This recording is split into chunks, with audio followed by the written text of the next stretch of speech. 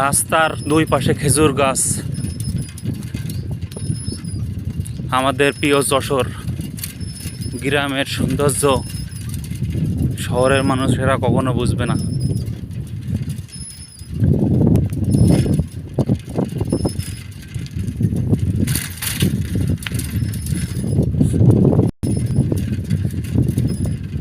রসগোড়ে বিখ্যাত আমাদের প্রিয় যশোর।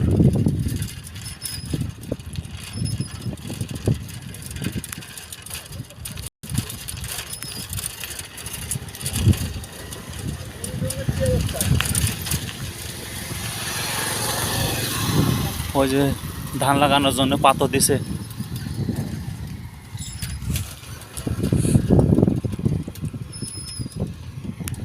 খেজুর গাছ,